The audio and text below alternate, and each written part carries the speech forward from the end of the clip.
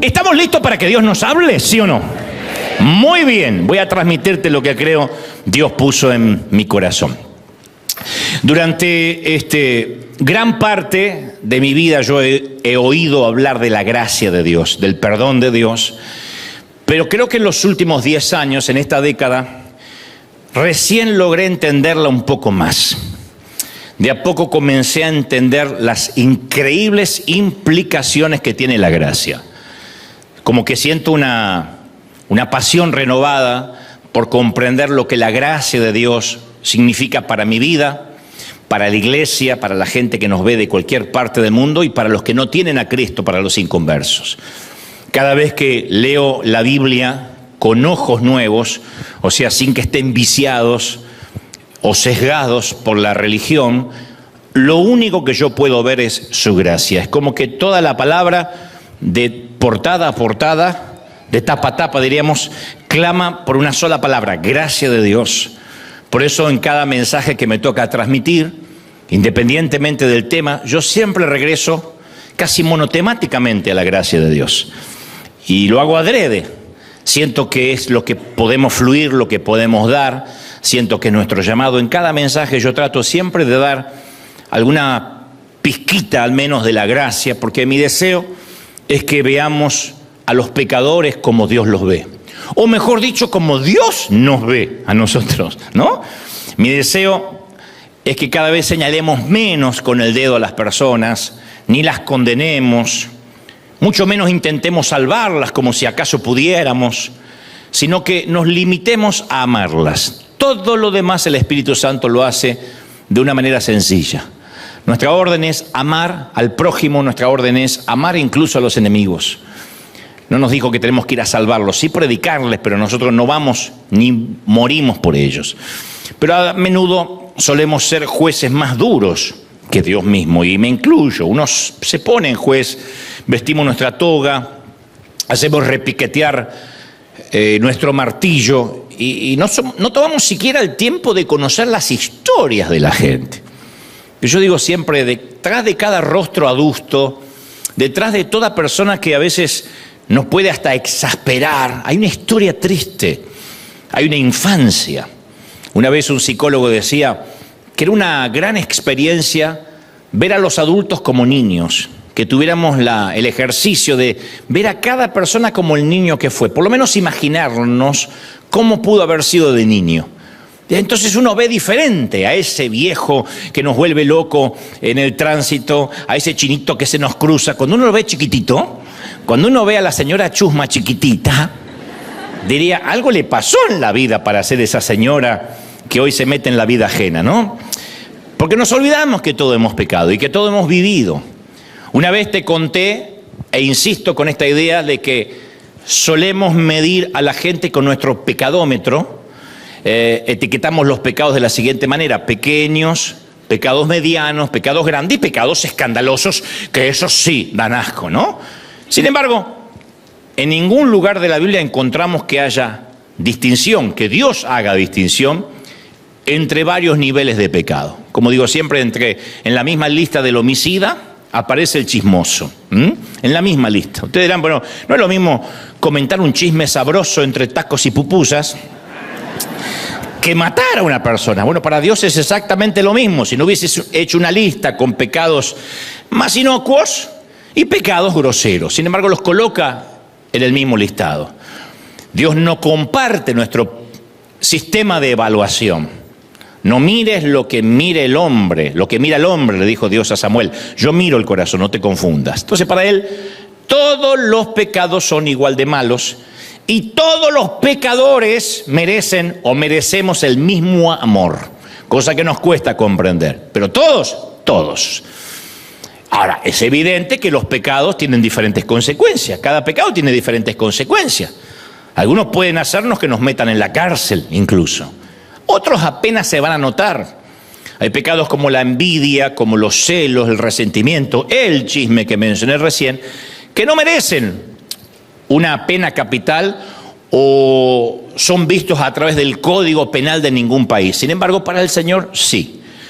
Pero el mayor problema de la iglesia actual, este es mi pensamiento, no digo que tenga que ser el pensamiento, mi humilde definición es que el mayor problema de la iglesia actual no es el pecado en sí mismo, sino nuestra falta de aceptación de la gracia. Siempre hubo pecado fuera y dentro de la iglesia. Y va a seguir habiendo, pero el principal problema es nuestra aceptación del perdón. Porque solemos aferrarnos a nuestra santidad y luchar por nuestra perfección casi como un acto reflejo, como si dependiera todo de nosotros. Amo la santidad, amamos la integridad y la santidad. No obstante, el buscar ser probos, el buscar ser personas íntegras, transparentes, diáfanas, no es nuestro esfuerzo. No podemos abaratar el sacrificio de Jesús intentando reembolsarlo. Casi es una ofensa. Entonces podemos cambiarnos el traje, usar corbata, alargar la falda en el caso de las damas. Podemos usar un vocabulario evangélico y decir Dios te bendiga y te redima de la concupiscencia de la carne y te lleve al sempiterno Dios de las luces tripartito. Oh. Podemos incrementar nuestro nivel de lectura bíblica e incluso cambiar nuestros hábitos. Pero según la Biblia hay una cosa que no vamos a poder cambiar, que es nuestro estado pecaminoso. Tenemos un estado pecaminoso. Durante años nos adoctrinaron que si cambiamos el exterior, el interior va a cambiar de manera orgánica. ¿Se acuerdan la frase, aunque la mona se vista de seda, mona queda? Ah, se lo sabe, ¿no? Y no lo dijo Salomón, lo dijo alguna comadre por ahí, pero quedó. Pero a veces pensamos que el exterior puede cambiar el interior de una persona. Y lo hemos visto que no funciona. Por eso cuando vemos los nuevos ricos que se hacen ricos porque, no sé, de la noche a la mañana tuvieron varios seguidores en las redes o se ganaron la lotería, uno se da cuenta que pueden cambiarse de ropa, vestirse con estilo en Prada, Tom Ford, Gucci, Yves Saint Laurent, Dolce & Gabbana, Dante Gebel. Aún así no cambian el interior. Pero y siempre, caramba, que lo vivimos intentando, ¿no? Pero quitemos la capa externa, saquemos las costumbres, removamos el maquillaje y debajo siempre va a aparecer nuestra verdadera naturaleza. Un corazón egoísta, orgulloso, taimado, pecador. Yo creo que nadie mejor que Pablo para describir esto, el apóstol. En Romanos capítulo 7, versículo 18, él confesó, porque yo sé que en mí, es decir, en mi naturaleza, dijo Pablo, de hombre pecador, no hay nada bueno. En mi propia naturaleza, en mi esencia no hay nada bueno, dijo Pablo. Aunque tengo el deseo de hacer el bien, mi naturaleza no me permite hacerlo. ¡Qué confesión! Dice, yo no hago el bien que quiero hacer, sino el mal que no quiero hacer. Ahora bien, dice Pablo, si hago lo que no quiero hacer, ya no soy yo quien lo hace, sino el pecado que mora en mí, que habita en mí. Ahora te lo voy a explicar. Dice, me doy cuenta, Pablo, añade, que aún queriendo hacer el bien, solo encuentro el mal a mi alcance. Es como que tengo una inclinación innata para meter la pata. Eso lo acabo de agregar. En mi interior, dice Pablo, me agrada la ley de Dios. Pero veo en mi interior, en mi exterior, me agrada la ley de Dios. Pero veo en mi interior otra ley que se opone a mi capacidad de razonar. Como que hay una dicotomía, un antagonismo de mi carne y lo que quiero hacer. ¿Qué es la ley del pecado que está en mí y me tiene preso? Desdichado de mí. Termina. ¿Quién me va a librar del poder de la muerte que está en mi cuerpo? Claro, parece un poema descarnado, parece una prosa de alguien que está a punto de quitarse la vida. Pero lo que trata de decir Pablo, o lo que nosotros tratamos de discernir, es que no importa lo que hagamos, cuánto nos esforcemos, siempre estamos de algún modo pecando contra Dios. Esto significa de que hay algo en nosotros que es una naturaleza, así como cuando se cruza un ratón a un gato, ¿no? O a un perro callejero, otro perro en la vereda de enfrente. Hay algo en nosotros, en nuestro instinto, que nos lleva, tenemos una inclinación a pecar. No hay un momento donde decimos, bueno, yo ya estoy apartado de todo pecado, aleluya, gloria a Dios al Cordero Inmaculado. No, el verdadero yo, tarde o temprano, siempre trata o en el peor de los casos sale a la superficie. Mentimos, exageramos, codiciamos, celamos, demandamos, chismeamos, murmuramos, envidiamos, insultamos. Que levante la mano quien puede tirar la primera piedra diciendo: yo no hice nada de eso en esta semana. Como verán, la doctrina externa nunca altera lo interno, por más que uno se esfuerce. Nuestros nuevos hábitos no hacen nunca nueva al alma. El nuevo hábito no va a ser nunca que nazcamos de vuelta. Lo que nos hace nuevos es la gracia divina. Es la gracia, es la sangre de Cristo lo que nos hace nuevos. Parece una tontería, pero lo diré otra vez. Es la gracia lo que nos hace de nuevo. Yo no estoy haciendo una apología a pecar. No estoy diciendo que tengamos el desdén o la desidia de, bueno, pequemos, total, viste lo que dijo Dante, al fin y al cabo somos gatos persiguiendo ratones. No. Lo que trato de decir es que no hay esfuerzo humano que nos haga santos. Pero algunos de nosotros nos sentimos tan abrumados por nuestros fracasos que no podemos creer que Jesús nos ama. Se dice esto una y otra vez y sin embargo hay gente que dice, no, pero yo ya la fregué mucho. Agoté la línea de crédito de Dios. Ese es el problema.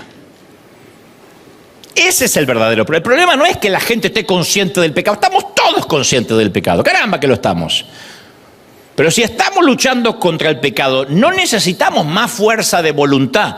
Lo que necesitamos es más relación con Jesús. No más fuerza de voluntad para no pecar. Necesitamos más de Jesús. No hay fuerza de voluntad que nos va a hacer no pecar, porque Pablo, el apóstol Pablo, quizá el hombre más puro que haya vivido, dice, yo tengo un cuerpo que se inclina para el pecado y quiero hacerle bien y no puedo hacer el bien. No sé con lo que estaría luchando Pablo.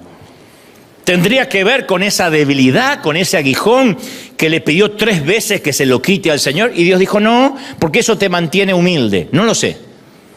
Lo que sí es que no hay esfuerzo que nos va a mantener santo. El punto no es evitar el pecado, el punto es amar a Jesús. Porque alguien que no esté enamorado de Jesús va a pecar. Entonces yo puedo decir, no hay que hacer esto, no se puede hacer lo otro, esta es la nueva lista para ingresar a River, y eso es simplemente formar un club con lo que se puede y lo que no se puede hacer. Pero eso no nos va a conducir a tener una relación con Jesús. No, lo diré otra vez, no necesitamos no pecar, no necesitamos fuerza de voluntad, necesitamos tener una relación más íntima con Jesús. ¿Me siguen hasta ahí? Ahora bien, y es un hecho, todos le tenemos el miedo al rechazo. No hay un ser humano que no tenga un poco de miedo al rechazo. No hay alguien tan seguro que diga, a mí me pueden rechazar y yo no siento nada. Sentimos rechazo cuando no calificamos para un empleo, cuando aplicamos y no calificamos para una universidad, cuando nos rompen el corazón. Todos tenemos ese miedo al abandono de quien alguna vez juró amarnos. Ya sea de los padres, de un cónyuge, de los propios hijos que se aparten, que ya no nos hablen como antes. Y ese miedo al rechazo nos hace preguntarnos, si fulano o fulana me conociera de verdad, ¿le caería bien? Si mis amigos se enteraran de mi pasado, si mi pareja pudiera leer mis pensamientos, si los que están a mi lado supieran mi lado oscuro, ¿cambiarían su opinión sobre mí? Y el miedo al rechazo se expande como un derrame de petróleo, contaminándolo todo y contaminando nuestra seguridad y aún nuestros credos, aún nuestras convicciones. Y puede convertirnos ese miedo al rechazo en perfeccionistas, amadores de la sana doctrina, simuladores, que solo quieren complacer a los que los ven, a los demás. Le llaman cuidar el testimonio. Pero en realidad la raíz es miedo al rechazo. Si yo vengo a la congregación y cuento que todavía lucho con el alcohol, no me van a saludar igual. Aunque capaz que hay un montón luchando con el alcoholismo, pero todos se hacen los sobrios. Si yo cuento que estoy luchando con la pornografía y se me escapa de pedirle oración a alguien, eso se va a regar y me van a ver como un livinidoso, como un lujurioso. Yo me muero. Así que prefiero decir que no, que yo no estoy en eso. Y empezamos a simular. Insisto, ¿cuál es la raíz? Miedo a que nos rechacen. El deseo a pertenecer. Y empieza a darse una ironía, una locura. Venimos a la iglesia para que el Señor nos ayude a crecer en Él, pero llegamos mintiendo acerca de nuestros síntomas. Entonces, impresionar al profesor con nuestras buenas notas, con calificaciones, a nuestros parientes con la casa limpia, a nuestra iglesia con la sonrisa perfecta, y sobre todo empezamos a querer impresionar a Dios con la vida ideal. Te lo digo porque yo por muchos años quería impresionar a Dios. Yo quería agradarle, quería que Él dijera, oh, ya sé que invertí la sangre en todos, pero en este valió la pena. Yo quería impresionar a Dios. Mi raíz también era el rechazo. ¿Quién sabe de dónde? No compete, no procede que te cuente ahora, porque no hace la línea del relato. Pero seguramente viene de mi infancia, de mi crianza, de lo que yo sentí de mis padres hacia mí. Y eso lo traspasé a la iglesia y después esa inseguridad a mi relación con Dios. Hay que hacer lo que sea para agradarle a Dios. Si bien agradarle a Dios no es una frase que en sí misma está mal, uno le agrada a quien ama, trata de caerle bien a quien ama, pero implica de que yo estoy haciendo un esfuerzo para que Él me ame. Porque no hay nada más perturbador que la idea que nuestro Creador decida abandonarnos o renunciar a nosotros. Ese es un rechazo que no podríamos soportar. Podemos soportar que nos abandonen nuestros propios hijos, nuestros padres, pero decimos, ¿y si Dios me abandona? Ahora, ¿qué pasa si yo te dijera hoy, esta mañana, tarde o noche, según en casa, que Dios nunca lo va a hacer, nunca te va a abandonar? ¿Qué tal si te dijera que Él no se arrepiente nunca de habernos escogido? Que Él nunca cambia porque es inmutable, porque Él es fiel ayer, hoy y por los siglos. Y si te amó una vez, te va a seguir amando. ¿Estamos de acuerdo? No cambia. Una vez planteado esto, quiero contarte un magnífico cuento, una magnífica fábula. A cierto rey le encantaba mezclarse con sus súbditos. Y a veces se vestía como un mendigo y se situaba en el mercado. Quería ver cómo vivía su gente, de primera mano. No quería una interpretación tercerizada o vicaria de lo que pasaba en la corte. Jamás nadie lo reconoció, nunca sabían que ese mendigo era el rey. Y la mayoría de los habitantes del pueblo pasaba de largo, otros los ridiculizaban y algunos hasta se burlaban. De vez en cuando alguien le echaba una moneda en su gorro y así fue como el rey la conoció. La joven prostituta, cuya belleza era notable, era muy atractiva, vio al mendigo y se compadeció de él. Y puso una moneda en la mano del vagabundo y le susurró, espero que esto te ayude porque yo sé muy bien y de primera mano lo que es pasar hambre. Y el rey quedó absorto, impresionado. A su regreso al palacio llamó a su asistente real y le dijo, yo tengo que conocer a esta mujer. Acabo de encontrar al amor de mi vida. Fue amor a primera vista, conectamos en los ojos. Nadie jamás había oído hablar al rey así. Muchas veces sus consejeros lo habían instado a que buscara esposa. Era increíblemente apuesto, un joven con medios e influencia del Tony Stark de la época. De hecho, encontrar candidatas no era ningún reto. Lo difícil era despertar su interés. Pero ahora el rey no paraba de hablar de aquella joven, de aquel incipiente encuentro. Él dijo, es bellísima, extremadamente atractiva, cabello negro como la noche, ojos brillantes como topacios, un rostro perfectamente esculpido como una gema griega. Además era poeta el tipo, como verán. Y mientras que el joven monarca la describía, su asistente lo interrumpió y le dijo, Su Majestad, disculpe la intromisión, pero todos los hombres del reino han visto alguna vez a esta mujer. La han visto junto al camino. Y más de uno no dudo que haya pagado de sus servicios. Y el rey quedó desconcertado y preguntó, ¿a qué te refieres con sus servicios? Majestad, Esa mujer es una ramera, una meretriz, una golfa. El rey no cabía en su asombro y añadió: me está diciendo que se vende a los hombres, que a cambio de unas monedas paga con favores sexuales. En ese caso exijo, dice el rey, que se ponga fin a esto de inmediato. ¿Acaso no tenemos una ley que prohíba esta conducta aberrante? La tenemos, señor, dijo el asistente. Entonces, ¿qué espera? Hazla cumplir de inmediato. De manera que durante las siguientes noches salieron cuadrillas de soldados a las calles con autoridad de arrestar y encarcelar a todos los que se involucraban en tal vil comportamiento. La diligencia a priori funcionó, pero solo durante un breve tiempo, porque las mujeres cumplían sus condenas, no se las podía condenar eternamente a la cárcel y volvían a las calles. Continuaban haciendo su trabajo desde la clandestinidad. ¿Qué pasó con la chica que había robado el corazón del rey? Bueno, los soldados la seguían viendo cada noche mientras hacían sus rondas.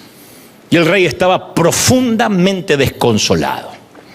Así que envió a su propio asistente otra vez para hablar con ella y contarle lo que él sentía y convencerla que deje este trabajo.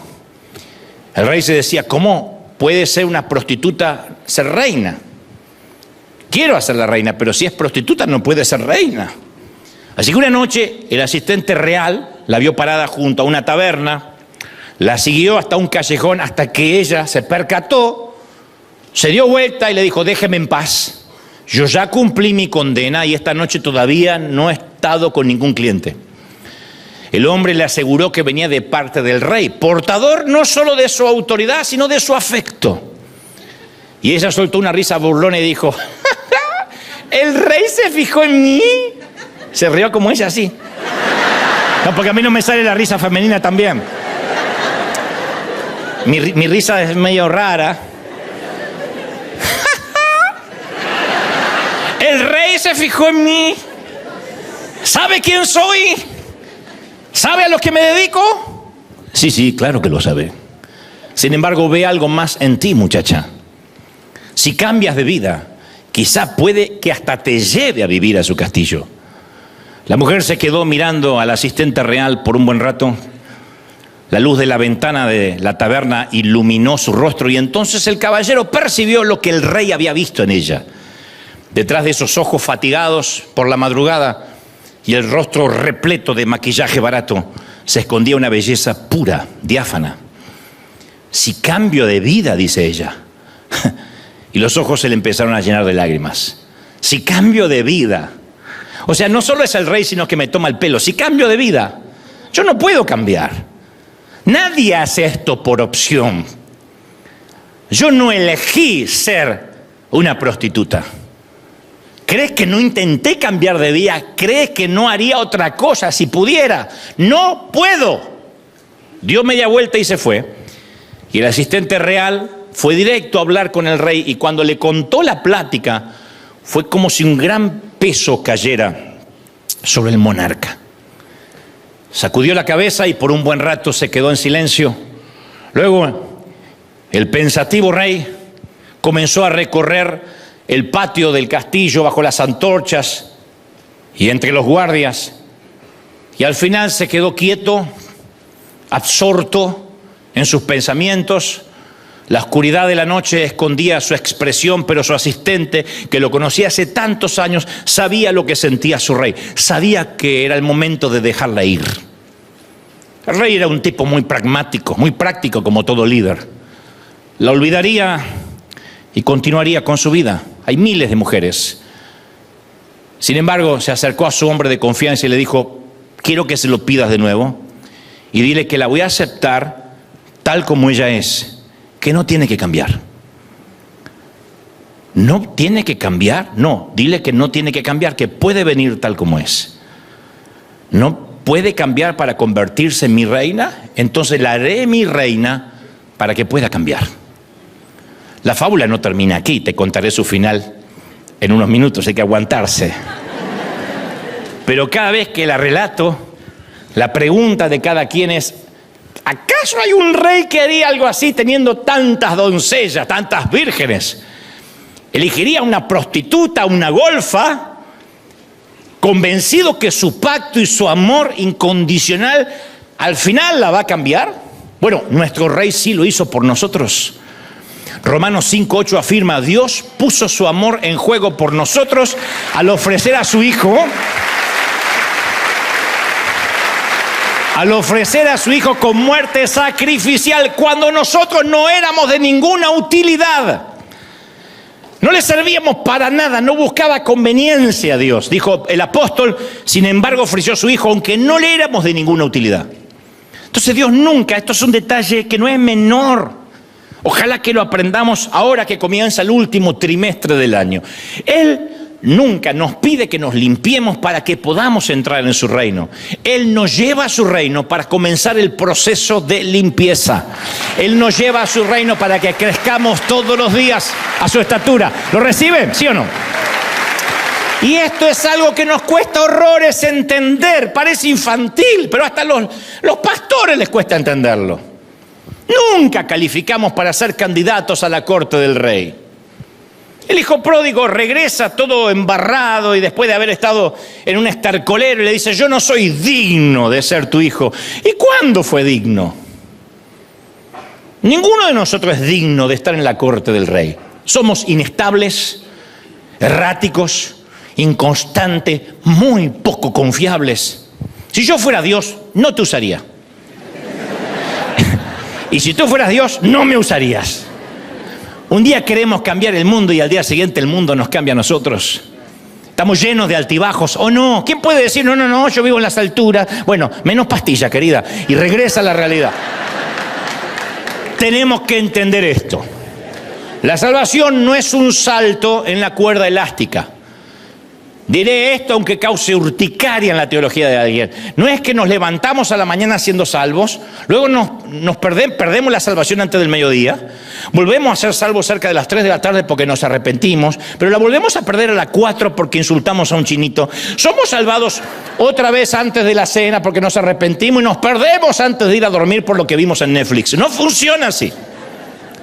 Pablo se preguntó en Romanos 8:35, ¿acaso hay algo que pueda separarnos del amor de Cristo? Ni lo alto, ni lo profundo, ni lo presente, ni lo porvenir, ni ninguna otra cosa creada. ¡Aleluya! Podrá separarnos. Nada. Ahora este es el gran interrogante en sus vidas para muchos. Cuando Dios escribió nuestro nombre en el libro de la vida, no lo hizo con un lápiz, utilizó su propia sangre indeleble. No se puede borrar la sangre, se puede borrar un lápiz, hasta un bolígrafo con leaky paper o esos que le ponen, pero no se puede borrar la sangre. Entonces vamos a tropezar, desde luego, pero no vamos a quedarnos caídos, es la promesa del Señor. Nuestro fuego va a languidecer, por supuesto. Pablo le dice a su hijo Timoteo: aviva el fuego del don de Dios, avívalo. Si le dice avívalo porque se le estaba languideciendo, pero no se va a extinguir para siempre ese fuego.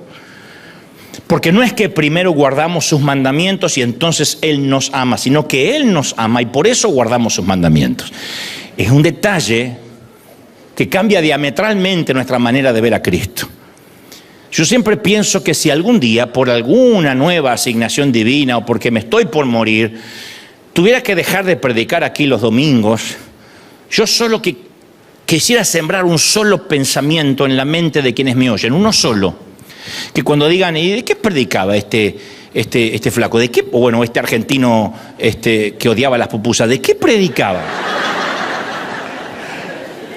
Que la relación de Dios con nosotros, quiero que este pensamiento le quede grabado a cada uno, que la relación de Dios con nosotros no depende de la constancia de nuestra doctrina, de la firmeza en nuestra fe, de nuestras obras. Si nos olvidamos esta verdad, vamos a perder el gozo de la salvación.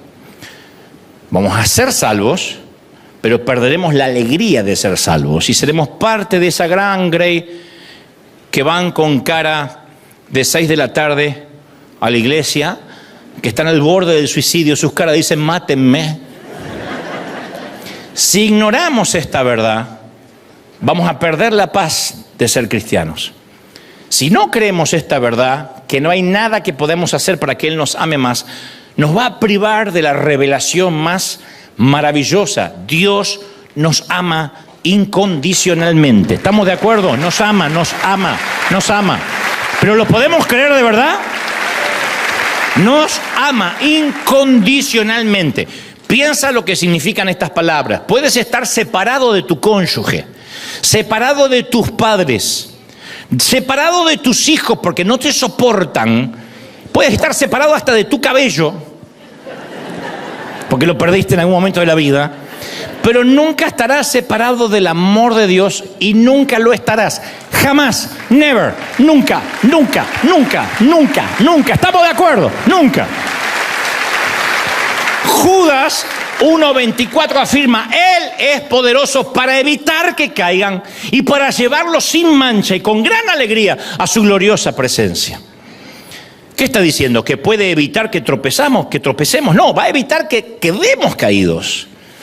Entonces, cuando llega la gracia, también llega la seguridad. La gracia no es una licencia al liberalismo, a pecar, hago lo que sea. Pablo dijo: de ninguna manera usaremos la gracia como excusa para pecar. Ni se te ocurra, dice Pablo. ¿Cómo siendo libre vas a volver a estar en la esclavitud? Eso lo entendemos. Pero la verdadera gracia trae confianza, estabilidad, eternidad. Dios nos afianza, nos hace firmes como una roca. La gracia no nos hace liberales, nos hace firmes. Y no porque nosotros seamos fuertes, sino porque Él lo es. Entonces estamos fundamentados sobre un amor que no va a cambiar. ¿Cómo el enemigo me va a decir: y Dios no te ama, y ahora metiste la pata, no estás orando suficiente, el Señor te va a castigar? Cuando yo estoy en la roca de que nada, ni lo alto, ni lo profundo, ni lo presente, ni lo porvenir, nada me puede separar del amor de Cristo. Estamos recibiendo esto. Ahora, para muchos esto es demasiado bueno para ser verdad. Por eso ese es el problema de la iglesia actual. Dice: no, eso es demasiado bueno. Solemos creer: está bien, Dios me salvó por gracia, yo no hice nada. Yo no estaba ahí cuando Adán y Eva pecó, pero tampoco estaba ahí cuando Cristo murió en la cruz. Entonces decimos: pues yo no sé por qué heredé el pecado de Adán y Eva si yo no estaba en el huerto. Bueno, pero heredaste la gracia y tampoco estabas en el Calvario. Eso es un regalo, una gracia. Pero siempre estamos buscando la letra pequeña del contrato. Y en esto quiebro una lanza a favor de los gringos. Porque no sé si el gringo, cuando digo el gringo hablo del anglo, del norteamericano. Yo no sé si el norteamericano es más ingenuo, más crédulo. Pero tú le dices: esto es free. Y él dice: oh, thank you so much, gracias. Y ya. Los hispanos siempre estamos diciendo: cuando es la ofrenda grande, el santo desconfía. ¿Qué pasó? Porque nos acostumbramos que entre nosotros, detrás de una gran oferta, siempre se esconde una trampa. De hecho, si hay algo gratis en internet es porque tú eres el producto. Después de todo, el banco nos presta dinero si podemos demostrarle al banco que no necesitamos dinero. Necesito dinero, ok, demuéstrame que usted tiene mucho dinero. Pero si necesito dinero, ¿para qué voy a ver? Si tengo mucho, ¿para qué voy a venir a pedir? No, nuestra mente no lo entiende. El banco le presta dinero a millonarios, no al pobre, que puede asegurar que se lo va a devolver. La compañía de seguros nos asegura el auto siempre que demostremos que no vamos a chocar. ¿Para qué quiero un seguro? Tengo que demostrar que soy un conductor confiable. Y si choco una vez, me sube la póliza. ¡Una locura! Mi póliza no saben lo que es. Hago giras por el mundo para pagar mi póliza. No.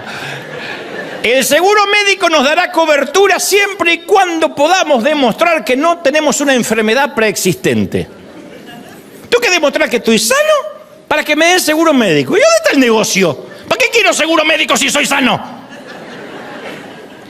Así que de la misma manera desconfiamos de Dios. Dios nos ofrece su gracia y el enemigo susurra: no aceptes un evangelio fácil. En esa iglesia predican un evangelio facilista. Es el enemigo diciéndolo. Si el enemigo puede convencerte que ser santo requiere un régimen religioso, si el enemigo puede llegar a convencerte que ser santo implica tener muchas actividades en la iglesia y reportarte a tu líder y a tu pastor a diario, lo habrá logrado. Te habrá desviado de la cruz y de la gracia y solo recordarás la cruz una vez al año, tal vez en Easter y ya está, en Pascuas. Si el enemigo logra desviarte tan solo 1 centímetro de Jesús, lo habrá logrado. Entonces la frase es, cuidado, que en esa iglesia todo positivismo, todo viva la pepa, todo va sanando y canta y después festejan, cuidado. Y nos hace pensar que la gracia, el enemigo nos hace pensar que la gracia es un evangelio fácil. No lo es. La gracia nos da una tamaña, gran responsabilidad. Porque es como que alguien te dice, yo te presto mi casa, que vale millones, por favor, cuídamela. Ahora, si te prestan un chiquero, si te prestan una casa que es un tiradero, tú dices, si entran a robar, ni se va a dar cuenta del lío.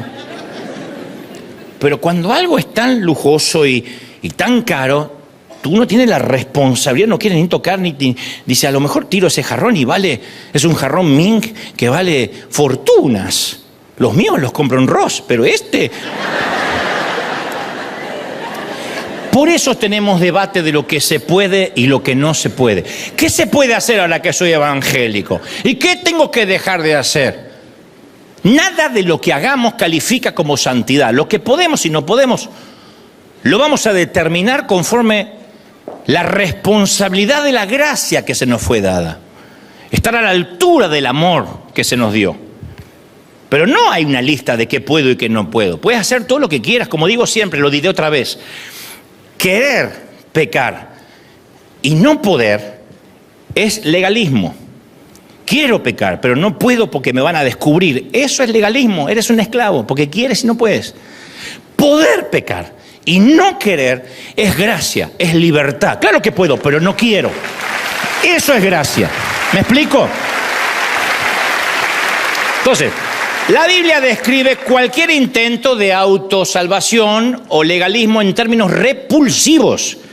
No es que Dios dice, yo sugiero que no busque la hipocresía. Él le repugna. Isaías 64:6 dice que nuestras justicias son como trapos de inmundicia para Dios, refiriéndose a las toallas higiénicas menstruales. Eso es nuestros intentos de justicia. Cuando decimos yo soy justo, le repugna a Dios.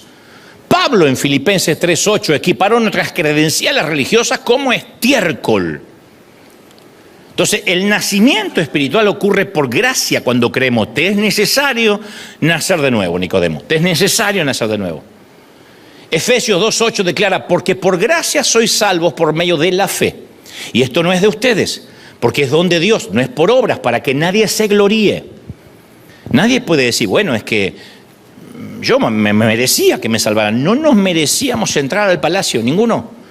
No se basa en nuestro desempeño, sino en la obra acabada de Jesús y en nuestra fe, en ese trabajo terminado. La fe en ese trabajo terminado. ¿Estoy siendo claro, sí o no? Pero pensamos, bueno, está bien, perfecto, lo entendí. Pero ahora que soy cristiano tengo que hacer algo para que Dios me siga amando.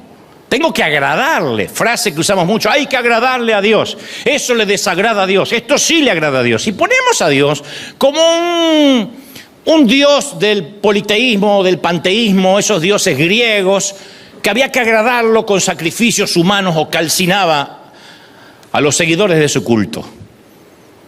Pero decimos, bueno, pero algún esfuerzo tengo que hacer. Ahora, ¿de dónde sacamos esto? Yo quiero que tengamos esto. Amo la santidad, lo diré otra vez. No estoy en contra del esfuerzo. Lo que digo es que no es el esfuerzo el que nos salva, ni lo que nos hace que Él nos ame. Jesús murió por nosotros antes que naciéramos, antes que hiciéramos algo bueno o algo malo. El Señor dijo en Marcos 16:16, el que cree y fuere bautizado será salvo, y el que no cree será condenado. ¿Tan simple? Sí. El que cree será salvo. El que no cree será condenado. Si hubiera letras pequeñas, estarían ahí. No están. El ladrón de la cruz solo creyó y dijo, acuérdate de mí cuando comiences a reinar. Y el Salvador le prometió, te aseguro que hoy estarás conmigo en el paraíso. Era la muestra de que su creencia en que era el Hijo de Dios le dio el pasaporte al cielo. Veo la incredulidad, pero está en la Biblia. ¿Cómo un tipo así puede ir al paraíso? La explicación es que los pecados del ladrón salieron de él y se fueron a Jesús. Y cada pensamiento malo, cada obra vil, cuando él creyó, sus maldiciones, su codicia, su lujuria, ahora todo eso cubría a Cristo Jesús. Al mismo instante, cuando él creyó en Jesús, la pureza de Jesús cubrió al ladrón. Y así como el Padre vistió al pródigo, Cristo vistió al ladrón. El que no tenía pecado llegó a estar lleno de pecado. Y el que estaba lleno de pecado llegó a estar sin pecado. Es el intercambio más excepcional de toda la eternidad. No hay un intercambio...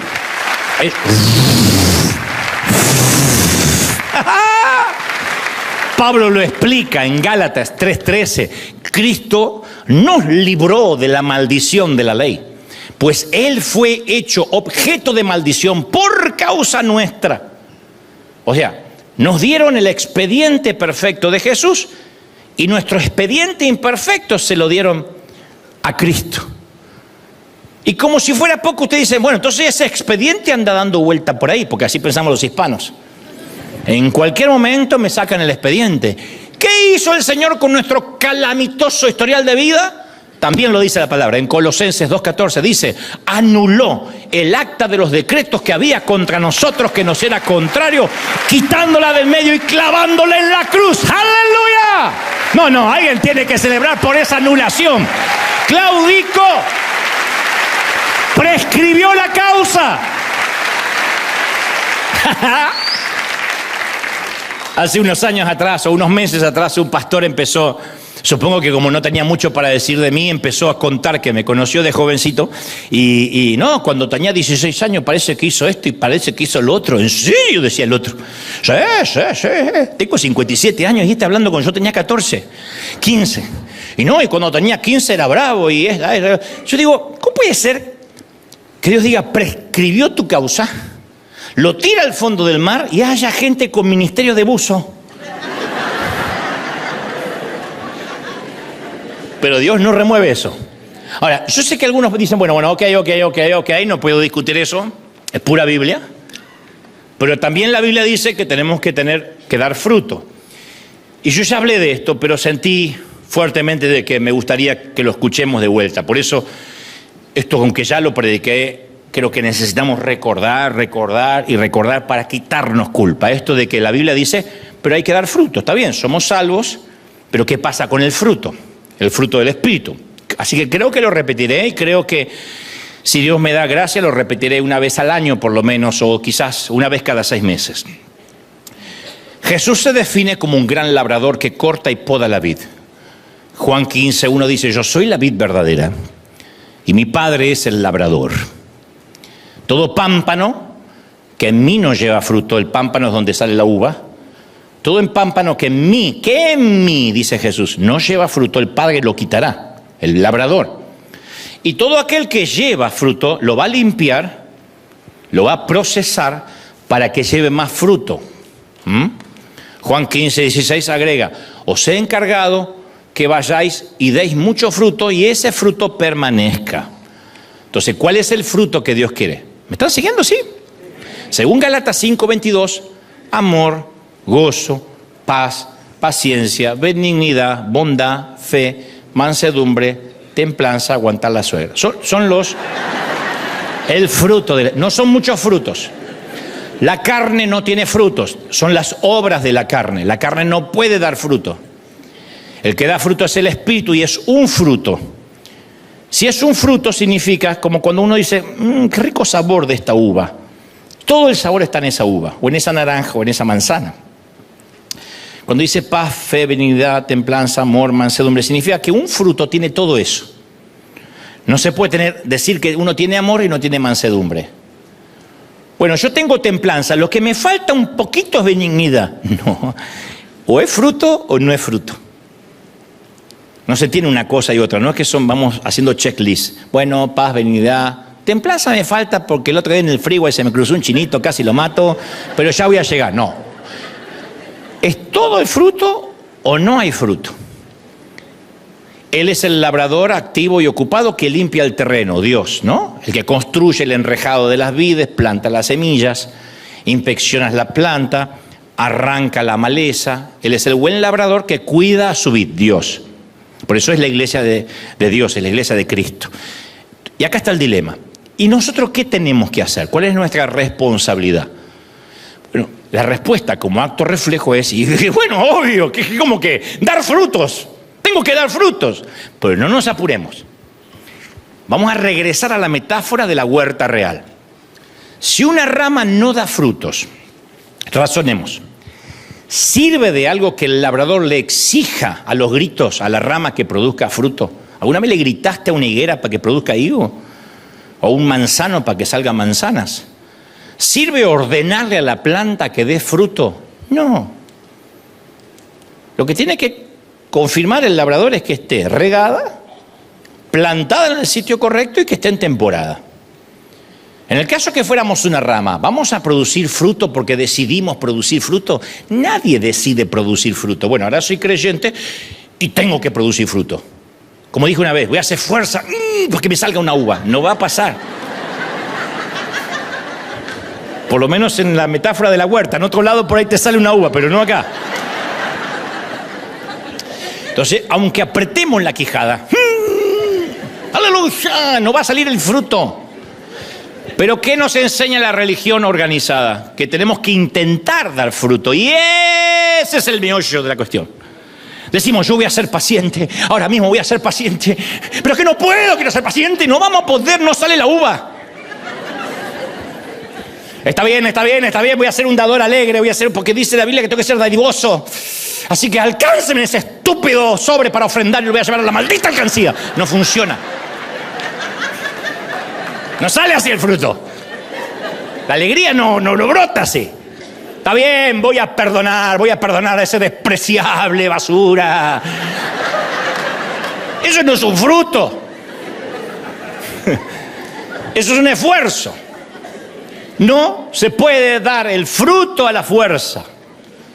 Por eso los religiosos que intentan tener por sus propios medios frutos de santidad, por la vestimenta, por el lenguaje que usan, siempre terminan mostrando su verdadera esencia. Jamás falla, eso no falla, es un patrón que no falla. Finge, pero algún día lo notaremos. Todo religioso que merodea en las redes comienza con un Dios te bendiga o es mi humilde opinión. Apenas piensas diferente, tienen el insulto a flor de labio y te mandan al infierno. Es su esencia. Es un tigre que creemos que está domesticado hasta que huele sangre en el niño. No cambió su interior.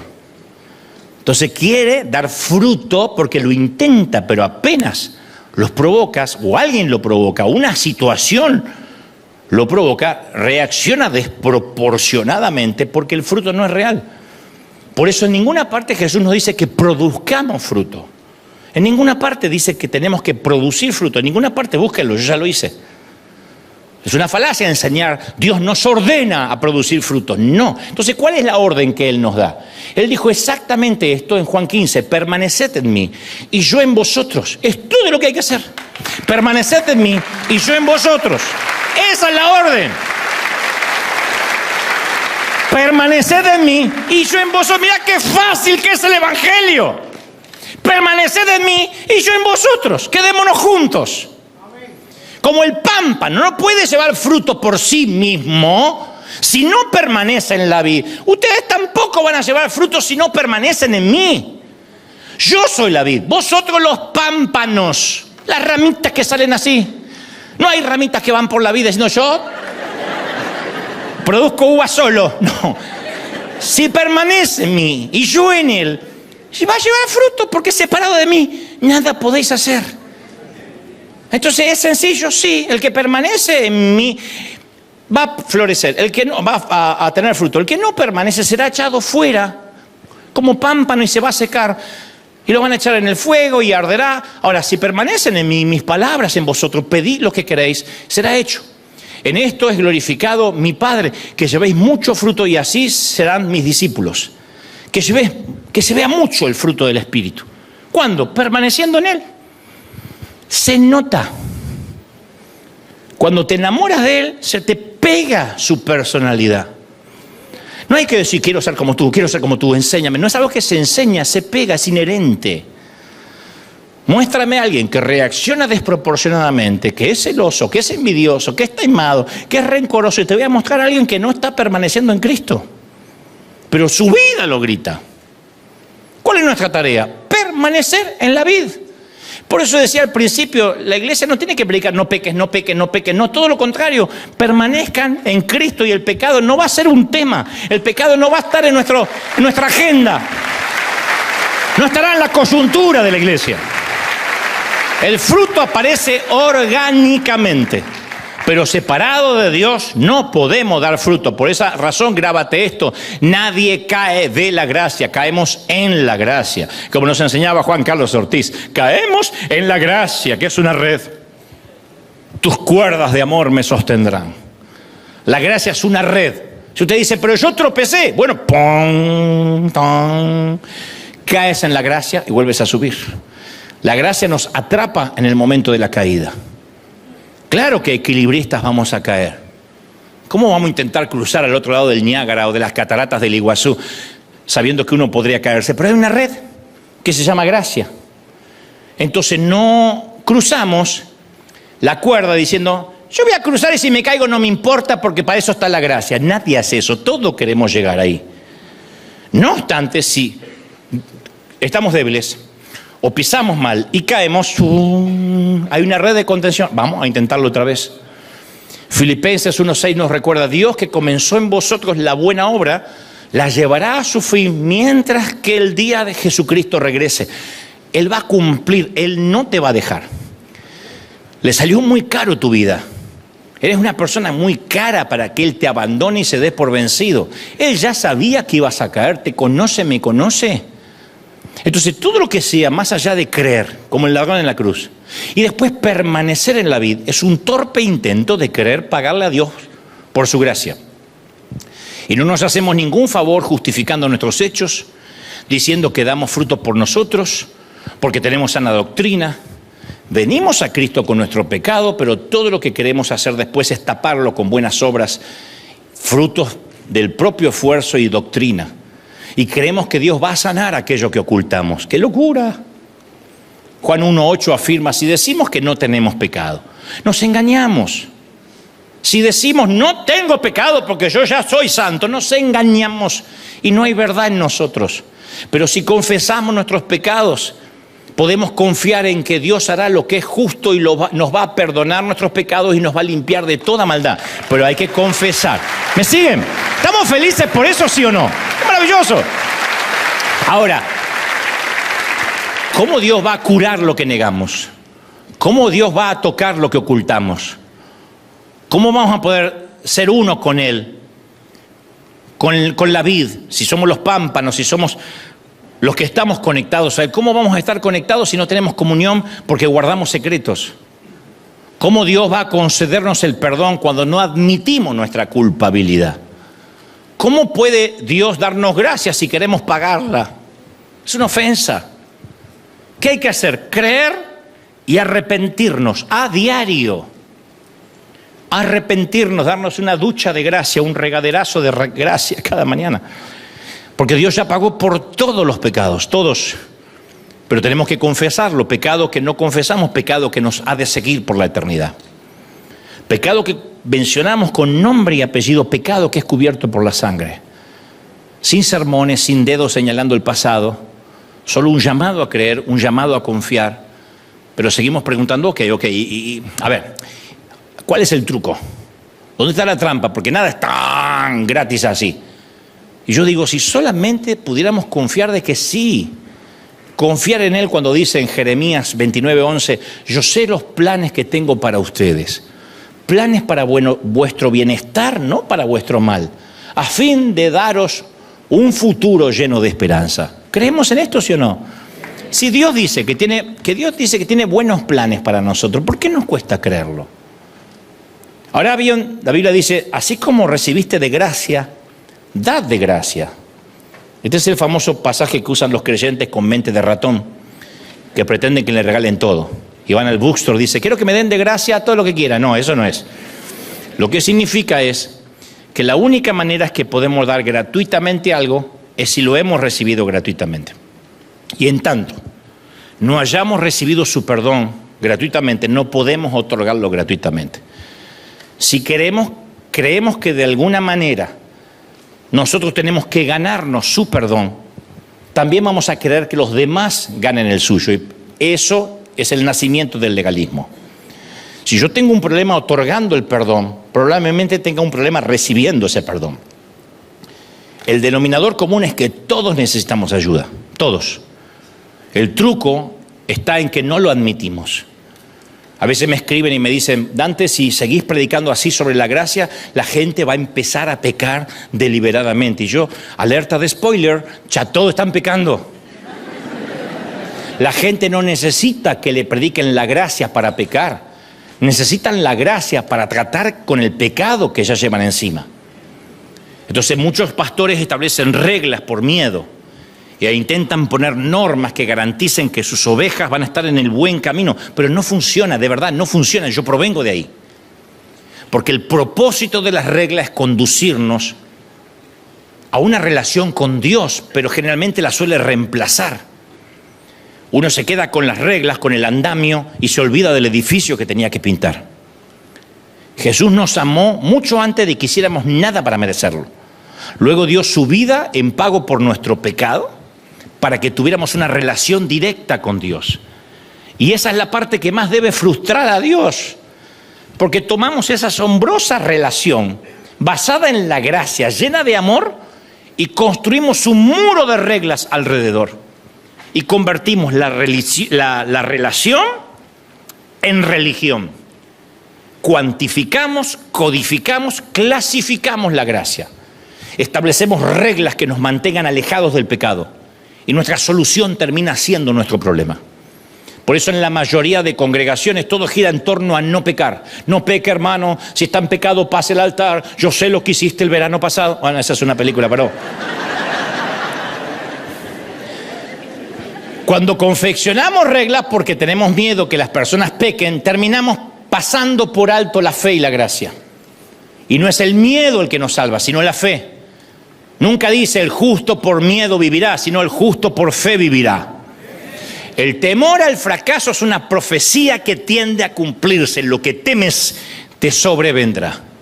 Y nos centramos tanto en lo que no queremos hacer que somos atraídos hacia eso, como el salvadoreño a la pupusa.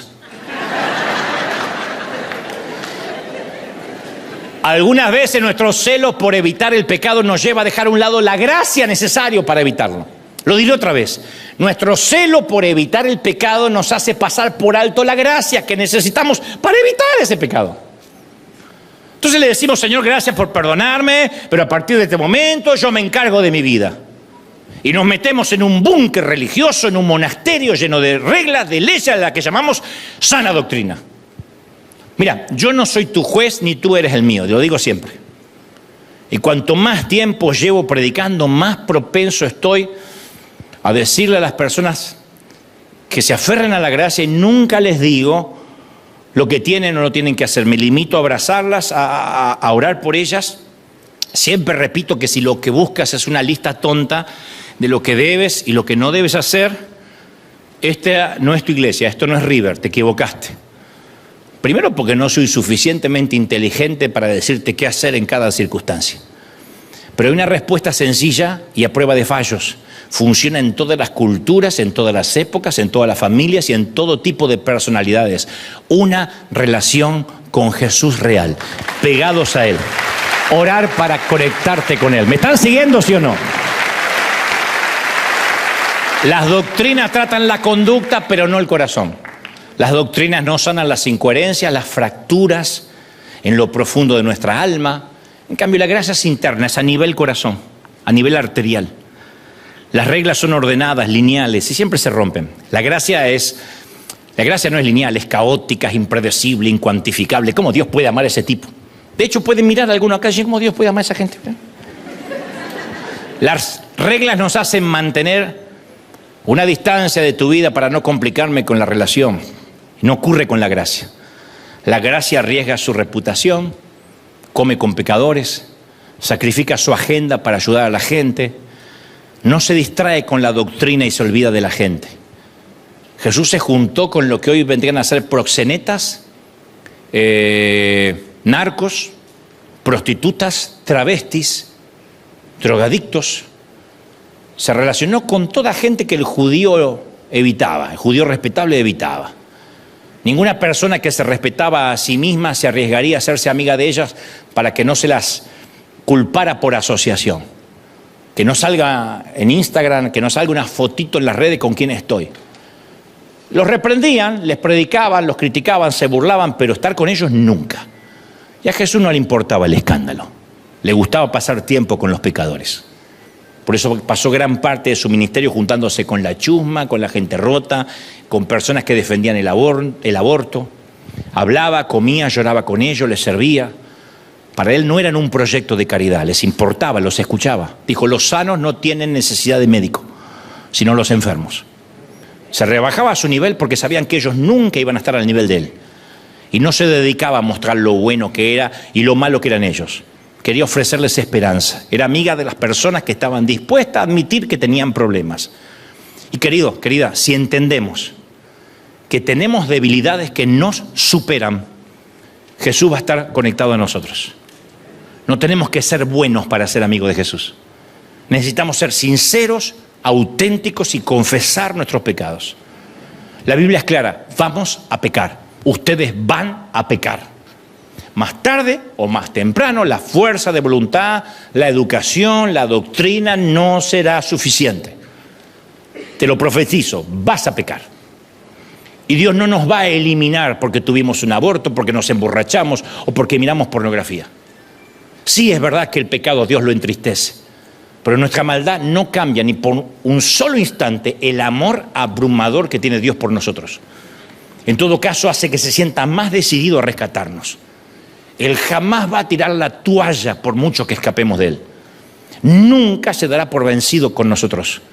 Ningún pecador es irreparable o irredimible. No hay pecado tan grande que la sangre de Cristo no pueda cubrir. El pecado no es un problema para Dios. El pecado no es un problema para Dios. ¿Oíste? Él vino a buscar lo que estaban perdidos. ¿Alguien lo cree, sí o no? No somos interrupciones a su agenda santa. Él nunca esperó que los pecadores deambularan por la puerta de la sinagoga. Él se invitaba él mismo a comer a esas casas. Los dejaba pertenecer antes de creer, antes de comportarse, de guardar la sana doctrina. Yo siempre digo, voy a terminar, si Jesús podría decirte una sola cosa ahora, ¿cuál sería? Se te aparece así, corpóreamente. ¿Qué crees que te diría? ¿Qué cree que nos diría? Por mi experiencia diría que la mayoría están esperando una reprensión. Pensamos que si Jesús tuviera una sola oportunidad de decirnos algo, diría algo como, menos nervios con tus hijos, qué linda mamá, como gritó esta mañana, ¡vamos al culto! ¡Qué lindo, ¿Y así me viniste a adorar? Hay que orar más tiempo, flaco. ¿Otra vez celos y envidia? ¿En qué estabas pensando? ¿Arregla tu vida o vas a ver lo que te espera? Pensamos que Cristo nos va a hacer eso. Pero si tuviera una sola oportunidad de mirarnos a los ojos, nos diría cuánto nos ama. Es lo que Zaqueo experimentó, Mateo, la mujer sorprendida en adulterio. Jesús nos ama, diría, te amo. No está de pie gritándonos que trepemos y salgamos del hoyo y nos limpiemos para que seamos dignos de Él. Se abre camino, metiéndose hasta la cintura en nuestro excremento, en nuestro estercolero, en nuestras heces. Y está con el quebrantado, rescatando al perdido, sanando al enfermo. Eso es lo que hace Él. Nos dio un nombre nuevo, una nueva identidad, nos hizo parte de la familia real para toda la eternidad. Y hablando de la familia real, ¿terminamos la fábula? El rey se casó con la prostituta como había planeado. El rey y la golfa.